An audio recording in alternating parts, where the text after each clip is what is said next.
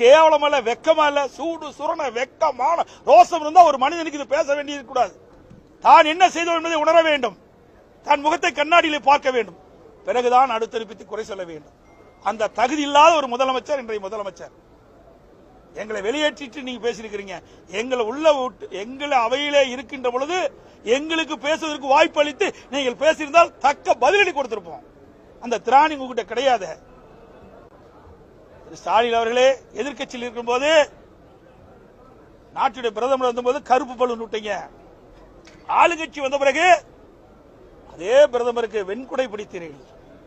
வெண்குடை வேந்தன். இன்றைய முதலமைச்சர் வெண்குடை வேந்தன், வெள்ளை கொடி பிடித்த வேந்தன், வெள்ளை கொடி பிடித்த வேந்தன். நீங்க வீரத்தை பத்தி பேசலாமா? யாரிடம் பேசுறா? எங்களை பொறுத்த வரைக்கும் வேணும்னா வேணும். நான் அன்னைக்கே சொல்லியிருக்கிறேன், ஒருத்தர் ஒரு கட்சி வேணும்னா வேணும், வேண்டானா வேண்டாம். வேணுகின்ற பொழுது நிச்சயமாக அந்த கட்சியிலே நாங்கள் இடம் பெறுவோம். வேண்டாம் என்றால் அப்பொழுது ஒதுக்கிக் கொள்வோம். அதுதான் எங்களுடைய நிலைப்பாடு.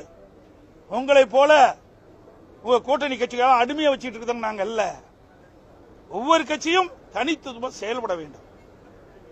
அப்பதான் அந்தந்த கட்சி வளரும். ஆனா திராவிட முன்னேற்ற கழக தலைமையில் இருக்கின்ற தங்கம் வைக்கின்ற கூட்டணிகளை எந்த காலத்திலையும் வளராது. எல்லாம் அடிமை சாசனம் எழுதி கொடுத்துட்டாங்க. தாயே பேச மாட்டாங்க. காலப்போக்கில் அந்த கூட்டணி கட்சிகள்லாம் காற்றோடு காற்றா கரைந்து போகும். உஷாரா இருங்க. திராவிட முன்னேற்ற கழகத்தில் அங்கம் வைக்கின்ற கூட்டணி கட்சிகள் உஷாரா இருங்க.